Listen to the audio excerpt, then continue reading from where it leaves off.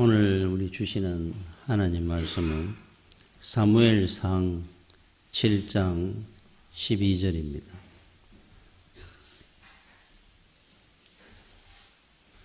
사무엘이 돌을 취하여 미스바와 센 사이에 세워 이르되 여호와께서 여기까지 우리를 도우셨다 하고 그 이름을 에베네셀이라 하니라.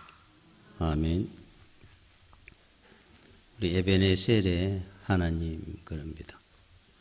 오늘까지 여기까지 오도록 우리를 도와주시고 지켜주신 하나님. 사무엘이 이스라엘 백성들을 미스바에 다 모여라 해가지고 하나님 앞에 우리가 감사하고 회개하는 시간을 갖자. 그래서 기도하고 회개하는 시간을 만듭니다. 이를 두고 미스바 대각성운동이라 그랬어요. 우리가 각성하고 하나님 앞에 이렇게 은혜받고 살았는데도 불구하고 감사하지 아니하고 참 하나님의 영광을 위해 살지 아니하는 모든 일에 대해서 진심으로 회개하는 겁니다. 그런 걸 모르고 살았다는 데 대해서 회개하는 겁니다. 우리 또한 마찬가지입니다. 오늘까지 은혜 아닌 것이 하나도 없었고 오늘까지 이렇게 은혜 가운데 왔는데도 불구하고 사람은 어려운 일들은 다 많이 기억을 합니다. 내가 언제 어려움을 겪었고 실패했고 힘든 일이 있었고 그런데 은혜 가운데 평안하게 살았던 일들은 당연한 듯이 그렇게 삽니다. 사실 어려웠던 일들보다 우리 인생에 참 평안하게 살았던 적이 훨씬 더 많았는데 거기에 대해서는 우리는 무감각하게 감사할 줄 모르고 삽니다. 거기에 대해서 하나님 앞에 회개하자는 겁니다. 이스라엘 백성들이 애굽에서 출애굽에 나와서 광야에 40년을 보내고 요단을 건너 가나안 땅에 들어오고 또 그 속에서 매번 여리고부터 해가 승리하게 해주셨고 사사시대를 거쳐서 이제 왕정시대에 넘어오는 이 시점에 참 하나님 앞에 받은 은혜가 얼마나 많으냐 한번 돌아보자 하는 거죠. 우리는 받은 은혜가 많았는데 오늘까지 아니면 이 자리까지 왔겠느냐 하는 일들이 많은데도 불구하고 그냥 감각 없이 그런 일들은 살아갑니다. 좀 힘들고 어려운 거는 그때마다 힘들다 어렵다 할 줄 알면서 여러분 그 춘추전국 시대에 죽은 자도 살린다고 하는 유명한 명의가 한 사람이 있었습니다. 편작이라고 하는 분. 이분은 정말 죽은 자도 살려내는 명의라고 소문이 났어요. 하루는 왕이 그를 불러가지고 이야기를 합니다. 자네 집안에는 삼형제라고 했는가? 예, 삼형제가 다 의사라면서 그렇습니다. 그러면 삼형제 중에 누가 제일 훌륭한 의사인가? 그랬더니 편작이 우리 큰형님이 제일 훌륭한 의사고 그 다음에 우리 둘째 형님이 그 다음으로 훌륭한 의사고 제가 제일 못하지요. 자네는 죽은 자도 살린다고 하는 명의로 소문이 난 사람인데 자네가 제일 못하다는 게 이해가 안 된다 그랬어요. 그러면 자네 형들은 왜 소문이 나지 않았느냐? 이유가 있습니다. 우리 큰형님은 어느 환자를 볼 때 그 사람이 아프기 전에 얼굴빛만 봐도 앞으로 이 사람은 어떤 병에 걸리겠구나 하는 걸 알고 미리 치료를 해줍니다. 그러다 보니까 사람들이 아파 본 적이 없고 나아버리니까 감사할 줄도 모르고 우리 형님이 대단한 의사라는 것을 인정하지 않는 겁니다. 우리 둘째 형님은 어느 정도 아프기 시작할 때 보고합니다. 그때 치료해가지고 낫게 해주니까 크게 안 아파 봤으니까 아프긴 아팠는데 큰형님은 아예 아파 본 적도 없고 그 사람들이 그러고 낫다 보니까 어떤 의사도 다 치료할 수 있는 병이겠지라고 생각을 합니다. 저는 죽을 때 다 돼가지고 낫게 해줍니다. 그 전까지는 제가 모릅니다. 이 사람이 죽을 병인지 아닌지 모르다가 죽을 때 다 돼가지고 저는 보고 알다 보니까 그때 막 수술을 하든 독한 약을 쓰든 해가 낫게 하다 보니까 저를 제일 훌륭한 의사인 줄 압니다. 사실은 병들기 전에도 이미 알고 낫게 하는 우리 큰형님이 제일 훌륭한 의사고 아프기 시작할 때 낫게 해주는 우리 둘째 형님이 그 다음이고 죽을 때 다 돼가지고 낫게 하는 제가 제일 못한 의사입니다. 자, 우리 하나님 앞에 평안할 때 큰 일, 큰 우환 오기 전에 하나님이 많은 일들을 피하게 해주셨고 막아주셨고 내가 모를 때 이미 하나님은 도와주셔가지고 이렇게 주신 적도 있고 하다 보니까 그 은혜를 우리는 모르고 살 때가 있는 겁니다. 그래서 우리가 사도 바울이 범사에 감사해라 하는 이유입니다. 모든 일에 그냥 감사해라. 그동안 많은 일들을 겪을 수 있었는데도 피하게 해준 것이 얼마나 많았겠느냐. 하나님은 훌륭한 의사니까. 아마 그렇지 않았다면 오늘까지 우리가 살아나 있었겠느냐. 사무엘이 이스라엘 백성들에게 미스바에서 했는 말씀이에요. 자, 여러 가지 우리 하나님은 우리를 도우셨다. 이 말은 다른 말로 하면은 하나님은 많이 참으셨다 하는 거하고 똑같은 말입니다. 우리가 도움을 받을 만한 그런 사람이라서 하나님이 도우신 것이 아니라 늘 참아주신 겁니다. 여러분, 사랑의 증거는 참는 겁니다. 부모님은 늘 참습니다. 사랑하면은 참고 기다릴 줄 알고 포기하지 않습니다. 우리 아이는 언젠가는 잘 될 거야. 기대를 합니다. 이 사랑입니다. 사랑. 하나님이 똑같습니다. 늘 도와주시고 하셨다는 말은 참아주셨다는 거예요. 우리 같은 사람은. 디모데전서 1장 16절에 그러나 내가 긍휼을 입은 까닭은 내가 은혜받은 까닭은 예수 그리스도께서 내게 먼저 일체 오래 참으심을 보이사 후에 주를 믿어 영생 얻는 자들에게 본이 되게 하려 하심이라. 하나님이 나한테 사도 바울을 늘 참아주신 것은 언젠가 하나님께서 나를 세워서 내 이후에 믿는 예수 믿는 사람들에게 본이 되게 하기 위해서 나를 올해까지 참아주셨고 기다려주셨다. 저와 여러분들에게 하나님이 거는 기대입니다. 앞으로 여러분들이 그렇게 될 겁니다. 저 사람도 예수를 믿는데 사도 바울이 보통 사람이 아니었거든요. 핍박자, 폭행자, 살인자라고 그랬으니까 죄인 중에 나는 괴수입니다 그랬으니까 저런 사람도 예수 믿고 저렇게 쓰임 받는다면 나도 얼마든지 예수 믿으면 은혜를 받을 수 있겠구나. 본이 되게 하기 위해서 나를 하나님은 참아주시고 기다려주셨다 그래요. 참 은혜입니다. 그죠? 하나님의 그 크신 마음이고 사랑입니다. 그래서 오늘 우리가 이 자리에 있는 겁니다.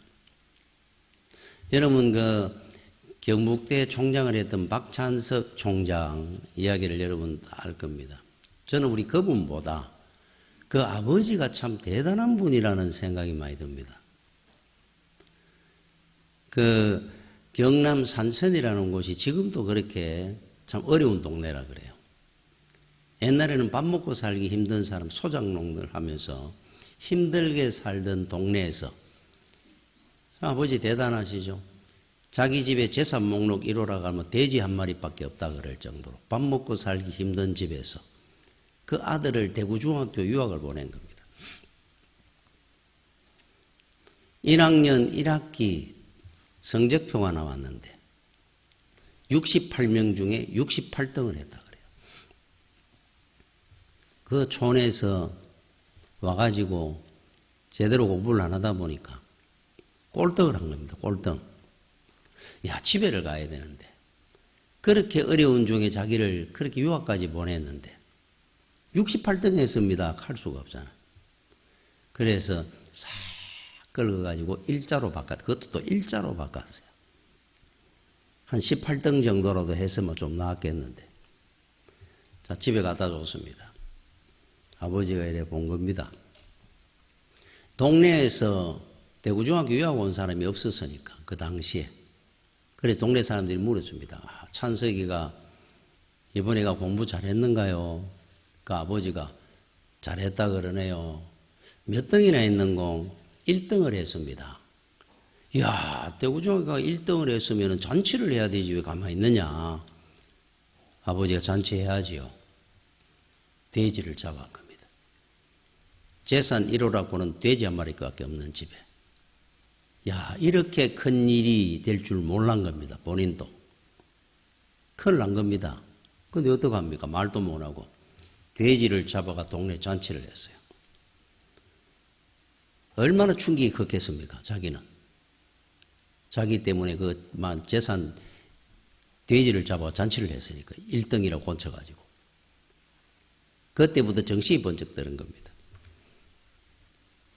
열심히 공부를 하기 시작했다 그래요. 그게 계기가 돼가지고. 자, 45쯤 내가 교수할 때 아들하고 아버지 집에 갔는데 마침 그게 생각이 나가지고 그 이야기를 한 겁니다. 아버지, 사실 그때 제가 1등을 한 게 아니고 이야기를 하는데 아버지가 됐다. 저 아들 듣는다. 예. 내 알고 있다. 그러더라는 거예요. 깜짝 놀랐다 그럽니다. 알고 계시면서 돼지를 잡고 잔치를 한 겁니다. 저는 그 박찬석 교수보다 그 아버지가 얼마나 훌륭한 분이구나 하면 저는 충격을 받았어요. 그 이야기를 듣다가. 얼마나 감동이 되든지. 아들이 속여가지고 일자로 곤쳐가 1등 했다 그러는 걸 알면서 돼지 잡아가 잔치한 겁니다. 동네 사람들 앞에. 평생 입 밖에 안 낸 겁니다. 아버지가. 아들이 그 이야기 하려고 하니까 그 손주 들을까봐. 내 알고 있으니까 말하지 마라. 이야. 저는 그 이야기를 들으면서 참 이게 부모구나. 그리고 그분은 참 대단한 분이구나. 경북대 총장 아버지가 될 만한 분이구나. 그런 생각이 듭니다. 자, 그런 부모가 되기가 참 정말 어려울 것 같은데. 그렇지? 그래서 우리가 부모를 공경하라 하는 카바드 그랬죠. 세월의 무게를 인정하라 하는 뜻입니다. 부모가 자식보다 적게 사는 분은 한 분도 없죠, 세상에. 10년이든 20년이든 30년이든 먼저 사신 분이잖아요. 군대 가면은 훈련소에 아침에 입대한 사람하고 오후에 입대한 사람하고 다르다 그러는데 10시에 입대한 사람, 오후 2시에 10시에 입대했다고 오후 2시에 입대한 사람 가르칩니다. 20년, 30년 저보다 먼저 사신 그 부모님을 우리가 공경해야 되는 이유입니다. 내가 더 배웠다, 못 배웠다. 세월의 무게는 세상의 학문으로, 지식으로, 상식으로는 못 넘는 벽이 있습니다. 그 부모의 마음을 어떻게 알겠어요? 자, 그렇게 할 정도로 우리 부모님은 우리를 사랑하셨고 하나님은 우리를 극진히 사랑하셨다 그럽니다. 독생자 예수 그리스도를 죽이시면까지 우리를 구원하시기를 원하셨던 하나님의 그 사랑. 여러분들한테 이유가 뭐겠습니까? 이렇게 참고 기다리는 이유는 기대하는 바가 있어서 그래요. 우리한테. 기대하는 바가. 곽선임 목사님이 고등학교 때 자기 그 이북에 있을 때 고향에 모교에 하루는 고등학교 때 가니까 목사님이 뒤에 저 쾌종 시계가 이래 있던데 그게 이제 멎었습니다. 고장이 나가지고. 저거 좀 벗겨서 내려오느라 하더라는 거예요. 그래서 이제 목사님이 가가지고 사대를 내가 그 시계를 이제 벗겨가지고 목사님한테 갖다 드린다고 가는데 뒤에 글씨가 써 있더라는 겁니다. 곽선이 100일 기념 그리고 생년월일 그 날짜가 딱 적혀가 있더라 그래요. 할아버지가 손주나가 귀해가지고 있다가 100일이 되니까 그 당시에 저 시계가 아주 귀한 거였거든요. 시계를 교회에 헌납을 한 겁니다. 그 글자를 써가지고. 몰랐던 겁니다. 할아버지는 돌아가시고 고등학교 내가 그걸 읽게 된 거예요. 자기한테 얼마나 사랑하고 큰 기대가 있었으면은 교회 시계 하나를 자기 100일 때 헌납을 한 겁니다. 할아버지가. 정신이 번쩍 들더라 그래요. 그 이후로. 야, 할아버지가 나를 이렇게 사랑하시고 내 100일 때 교회에 그렇게 개종시계 하나를 헌납하셨구나. 내게 이렇게 귀한 아들이었구나. 손주였구나. 내가 바르게 잘 살아야 되는구나. 그 생각이 들었다 그럽니다. 자, 하나님은 여러분들에 대한 사랑이 100일 기념으로 한 것이 아니고 갈라디아서 1장 15절에 그러나 내 어머니의 태로부터 나를 택정하시고 그의 은혜로 나를 부르시니가. 우리가 어머니 배 속에 있을 때 하나님은 벌써 우리를 택정해놨다 그럽니다. 앞으로 내가 너를 영원히 지키고 보호하고 사랑하리라. 모든 계획을 다 세워놓으셨다 그럽니다.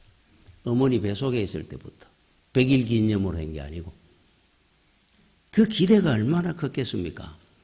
그 기대가 뭐겠습니까? 여러분 세상을 바라보고 썩어질 것을 위해서 살도록 그거를 기대하고 만들었겠습니까? 우리를? 하나님은 영원한 생명을 위해서 우리를 귀하게 쓰기 위한 도구로 그는 기대가 있었어요. 그걸 위해서 우리는 이제 살아가야 되는 겁니다. 정신이 번쩍 들어야 되는 겁니다. 이런 말씀을 읽을 때. 야, 내 이래 살면 안 되는구나. 얼마나 사랑했는지 어머니 배 속에 있을 때부터 하나님은 나를 사랑하고 기대를 걸고 계셨구나. 정신을 차리고 살아야 됩니다. 알렉산더의 개 있죠. 알렉산더. 이웃의 조그마한 나라에서 개를 한 마리 선물로 한 거예요. 알렉산더 대왕한테. 아주 대단한 사냥개라는 겁니다. 그 사냥개를 대고 사냥을 갔는데 토끼가 뛰어가고 사슴이 뛰어가는데도 꼼짝을 잡아와. 가만히 있는 겁니다. 뭐 이런 사냥개가 있어. 토끼도 못 잡는 거를 갖다 나한테 선물을 했단 말이야. 그 자리에서 개를 목을 쳐서 죽였습니다. 화가 나가지고 돌아와 있는데 그 왕이 왔습니다. 바쳤던 임금이. 그래 그 이야기를 한 겁니다. 뭐 그런 똥개 같은 개를 사냥개라고 나한테 줬느냐. 아유, 대왕님 그게 무슨 말씀이냐고. 그 개는 토끼나 사슴 잡으라고 훈련시킨 개가 아니고 호랑이나 곰을 잡는 개입니다. 토끼, 사슴 지나가면 눈도 끔찍 안 하는 겁니다. 자기는 그런 사냥개가 아니니까. 호랑이, 곰을 잡도록 훈련되어 있는데 토끼 잡으라 그러니까. 아, 그랬었구나. 여러분들을 하나님께서 세우실 때는 호랑이나 곰을 잡도록 세운 겁니다. 영원한 생명과 천국의 도구가 되라고 세운 거예요. 그저 세상에 먹고 살으라고 그냥 그거 눈치 봐가며 살으라고 세운 사람들이 아니고, 그래서 우리는 훗날 하나님 앞에 가면은 물으신다 그랬죠. 너는 무엇을 이루어 왔느냐? 어느 정도 지위까지 올라갔다 왔느냐? 왕이 됐느냐? 국회의원이 됐느냐? 그걸 물으시는 것이 아니라 너는 나를 위해서 포기한 게 뭐냐? 그걸 물으신다는 겁니다. 희생한 것이 무엇이냐? 세상에 어떤 귀한 것이 있어도 십자가를 붙드느라고 못 잡은 것이 무엇이냐? 우리는 문제가 있어가 십자가고 세상에 재물이고 명예고 권세고 있으면 십자가 제일 먼저 놓잖아요. 우리는 십자가를 포기합니다. 하나님은 물으시는 것을 십자가 때문에 권세를 포기했느냐 재물을 포기했느냐 그걸 묻고 계시는데 우리는 늘 포기하는 게 제일 먼저 포기하는 게 십자가를 포기해버려요. 왜 그런 줄 압니까? 세상에 제일 잡기 힘들고 미끄러운 게 십자가거든요. 꽉 안 붙들면 미끄러워 쑥 빠집니다. 십자가는 늘. 사도 바울은 십자가를 잡기 위해서 명예도 학문도 집안도 재물도 권세도 다 버렸습니다. 그래가 십자가를 확 붙드는 겁니다. 꿈을 낮은 곳에 두지 말라 그러죠. 꿈을 낮은 곳에 두지 마라. 그곳은 이미 다 지나간 것이니 세상의 것들은 쏙쏙 지나가고 없습니다. 그거 붙들려고 다니지 말고 십자가를 잡아라. 그러니까. 그래서 하나님 앞에 여러분들이 갔을 때 사도 바울이 우리 믿음의 본을 보여주지 않습니까? 그죠? 세상의 것들은 다 있다가 없어질 것들인데 그거 붙들려고 뛰어다니지 말고 십자가를 붙들고 살아라는 거예요. 그죠? 여러분 사람이 죽으면은 입는 옷이 있습니다. 수의입니다. 수의. 유족들은 상복을 입고 죽은 사람은 수의를 입습니다. 그런데 여러분 이해가 되지 않는 것이 하나 있어요. 여러분 그 숫자는 생명 숫자입니다. 우리 수명할 때 생명 숫자를 씁니다. 생명의 옷 수의입니다. 아니 죽은 사람이 입는데 왜 생명의 옷을 입힐까? 살아있는 유족들이나 사람들에게 교훈이 되게 하기 위해서 하는 겁니다. 죽은 사람이 입은 그 수의의 특징 중에 하나는 주머니가 없습니다. 주머니가. 수의는. 살아있는 생명 있는 사람들이 이 옷을 입고 살아라고 하는 교훈이에요. 죽은 사람이 왜 생명의 옷을 입겠습니까? 생명 있는 자들이 앞으로 수의를 입고 살아야 된다라고 가르치는 거예요. 그게 남아있는 자들에 위한 교훈입니다. 자, 우리는 생명 있는 사람들입니다.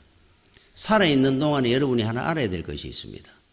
가져갈 것이 아무것도 없다는 수의가 주는 교훈입니다. 살아있는 자들의 입어야 될 옷이라는 뜻이에요. 그게 우리가 입어야 될 옷. 그죠? 내 것이 하나도 없습니다. 내 것이라면은 내가 피땀 흘려가지고 돈 버린 돈인데, 권세인데, 올라간 자리인데, 그거 왜 놓고 갑니까? 다 챙겨가야죠. 내 것이라면은 갈 때 우리는 다 놓고 갑니다. 일은 한 번 못 가져갑니다. 내가 아무리 대단한 자리에 올랐다 하더라도 그거 다 놓고 갑니다. 그 권세의 자리도. 수의를 입고 살아라는 뜻입니다.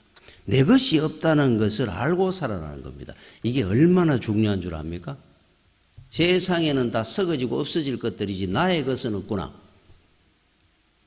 여러분 빌라도 총독이 예수님을 십자가형을 재판을 할 때, 십자가형을 언도할 때 그 당시에 이렇게 묻습니다. 너는 어디서 왔느냐? 네가 정말 하나님의 아들이냐? 질문을 했어요.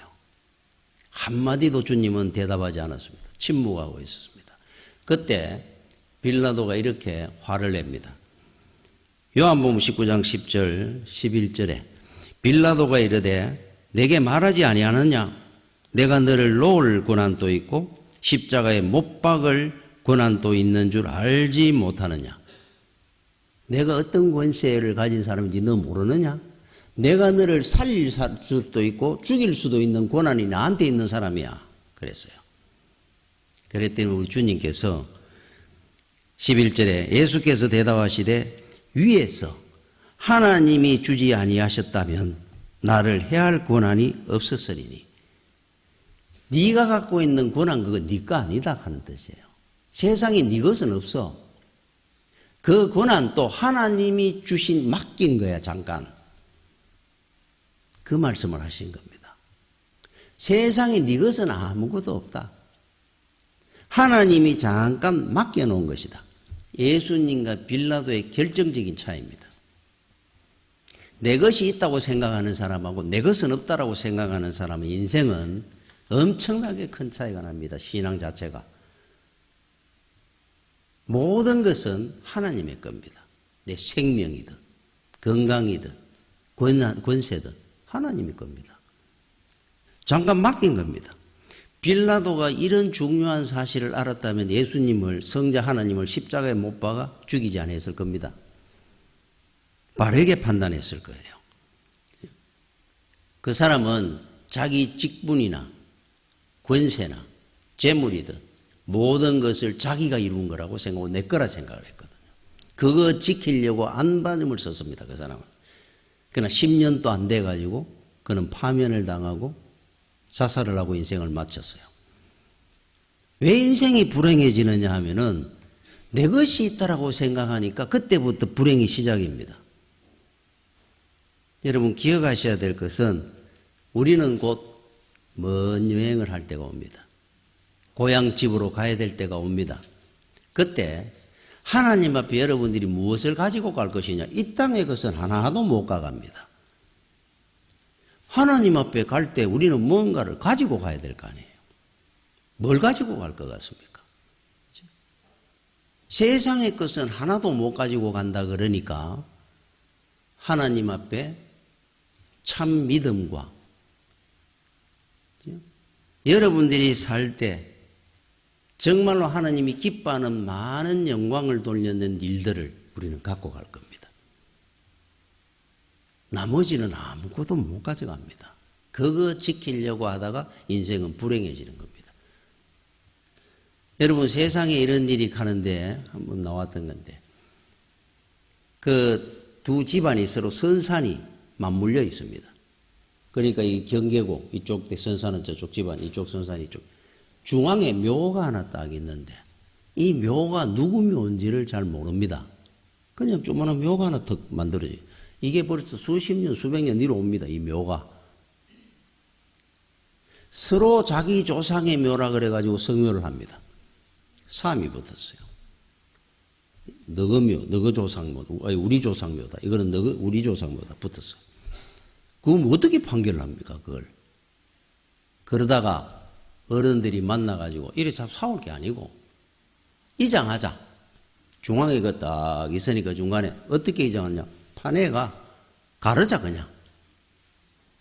뼈는 뼈대로 해가 반씩 나눠가 너 저쪽으로 이장해 우리 이쪽에 아예 이제 요거 분쟁 안 되도록 판했습니다. 어떻게 된 줄 압니까? 아무것도 없는 겁니다. 판에 보이.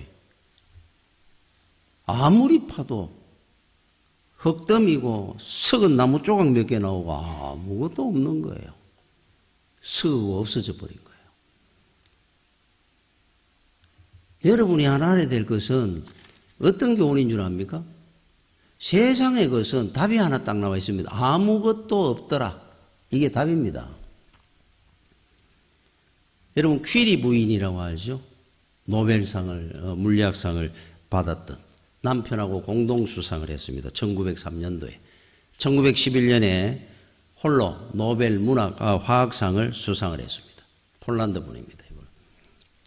그 당시에 여자는 노벨상을 못 준다 그래가지고 노벨 물리학상을 받을 때 남편 이름으로 같이 공동 수상합니다. 그 다음에는 홀로 받았어요. 이 사람이. 대단한 분입니다. 저는 남자 여자를 통틀어가 인류의 최고 대단하게 지혜롭고 똑똑한 분이 퀴리 부인이라고 생각을 해요. 마리 퀴리라고 하는 이분이. 근데 이분이 그 영국 아카데미, 왕실 아카데미 최고일의 상도 받습니다. 그 받았는 중에 하나가 금메달을 받습니다. 굉장히 영광된 겁니다. 근데 그 한 번은 친구가 그 집에 놀러 가니까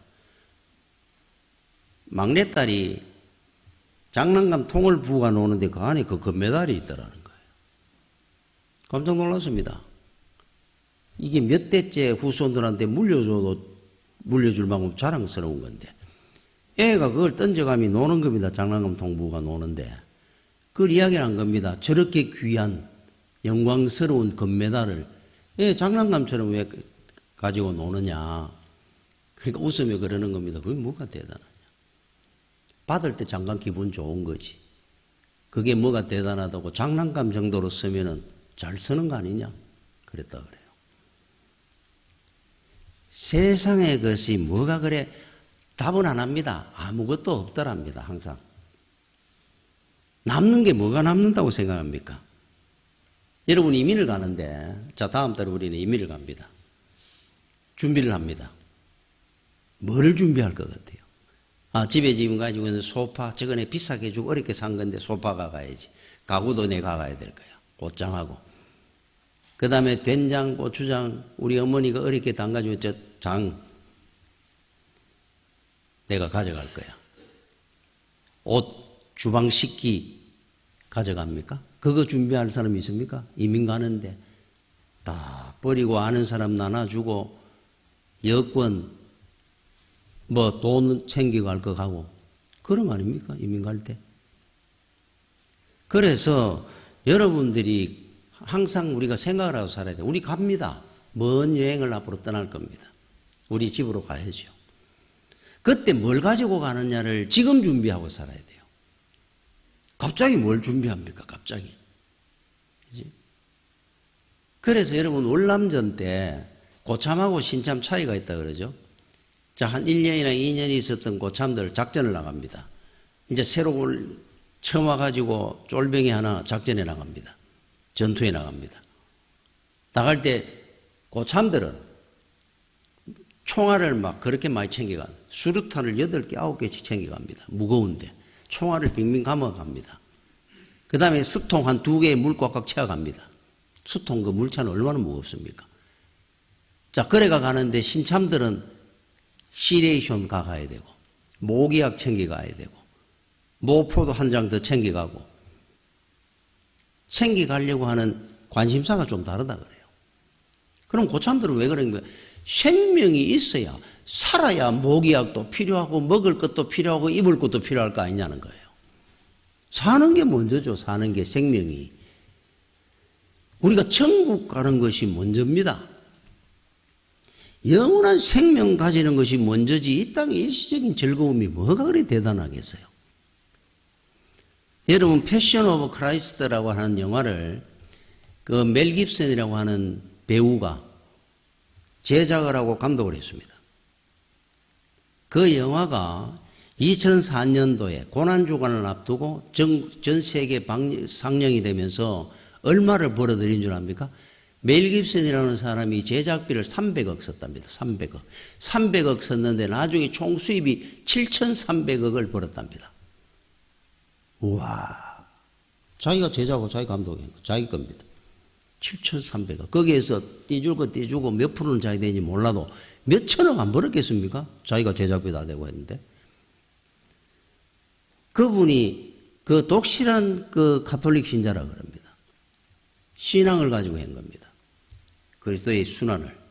딱 성금요일 12시간 그 사이를 딱 기록한 영화입니다. 성금요일 날 12시간. 예수님의 고난당하는 그 순간만을. 굉장히 했지 않습니까? 여러분 아마 거의 다 봤을 겁니다. 그런데 그 이후에 그 많은 돈을 가지고 세계 유명한 스포츠카나 차를 열 몇 대를 사들랐습니다. 돈을 엄청나게 수천억을 벌었으니까. 그리고 피지에 마고섬이라고 하는 섬 하나를 샀습니다. 그게 환율로 2004년도 하려고 뭐 600원, 700원 할 때 달러 그때 160억 우리나라 돈으로 사들었다 그럽니다. 저기 별장을 지었습니다. 자기 섬 왕국을 만드는 겁니다. 그런 것들이 토픽에 막 났습니다. 그때 어느 분이 그런 말을 했어요.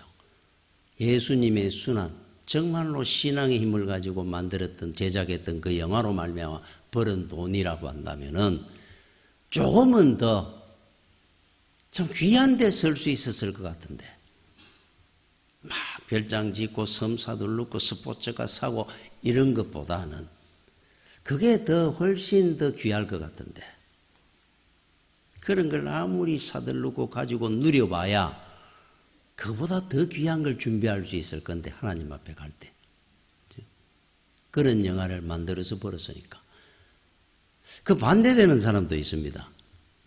여러분 멕시코에 그 황금 가면을 쓰고 유명한 그 레슬링 선수가 있었다 그래요.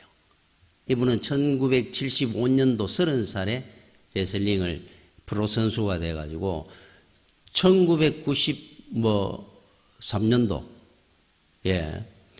53시 됐을 때 98년도 53시 됐을 때 은퇴를 했습니다. 늘 황금 가면을 썼습니다. 신비주의입니다. 레슬링을 얼마나 잘했는지 굉장히 했습니다. 인기가. 은퇴 경기를 한다고 많은 사람들이 모였습니다. 인산디네로. 이제 그분을 이제 못 보게 됐다 아쉬워하면서 이제 은퇴 경기를 마쳤습니다. 궁금했습니다. 누군지. 53시 되도록, 그죠? 28년간을 아무도 몰랐으니까 그 사람이 누군지. 이 사람이 은퇴 경기를 마치고 황금 가면을 벗었습니다. 사람들은 그 사람 얼굴을 처음 봤어요. 그 사람이 마지막으로 이렇게 말을 했습니다. 여러분 감사합니다. 저는 작은 성당의 신부 세르지오 구티에레스입니다. 신부였어요, 이분이. 프로레슬링을 하는 동안 저는 고아원 아이들을 경제적으로 도울 수 있었고 그들에게 꿈과 희망을 줄 수 있어서 행복했습니다. 돈을 많이 벌었습니다, 이 사람도. 인기가 있었고 대단했으니까. 그 많은 돈을 자기 주머니에 하나도 안 들어간 거예요. 수의를 입고 살았으니까, 이 사람은. 생명의 옷을 입었으니까. 3,000여 명의 고아들을 입히고 키우고 공부를 시켰어요. 우리는 뭐를 가지고 갈 것이냐, 하나님 앞에. 세상의 것은 뭐라고 그랬습니까? 아무것도 없더라. 하나님 앞에 갔을 때. 나는 이만한 것을 나는 포기하고 그 대신에 이만한 것을 하나님 앞에 가져왔습니다. 가는 사람하고 어떤 차이가 있을 것 같습니까? 지금부터 우리는 가져갈 것을 준비하고 살아야 됩니다. 하나님 앞에 내가 무엇을 가져갈 것인지를. 그리고 오늘 여러분들이 다시 한번 기억을 하십시오. 에베네셀의 하나님을. 오늘까지 내가 이렇게 살아온 것이 여러분 우리 힘으로 내 뜻대로 살아가지고 왔습니까? 아닙니다. 그걸 우리는 못 느끼고 삽니다. 아예. 무감각하게 해져버렸어요. 하나님 은혜 가운데 온 겁니다. 오늘까지. 지금까지 이렇게 우리가 살은 것은. 평생 하나님 앞에 은혜에 감사하고 나의 것 없는 이 세상 썩어질 것을 위해 살지 말고 하나님은 기대하고 계시니까 하나님의 영광을 위해 사는 여러분들이 되시기를 축원합니다. 기도하겠습니다. 은혜를 감사를 드립니다. 은혜 가운데 오늘까지 왔습니다. 우리 마지막 날까지 하나님 앞에 서는 그날까지 믿음으로 승리할 수 있도록 인도하여 주시옵소서. 예수님 이름으로 기도드립니다. 아멘.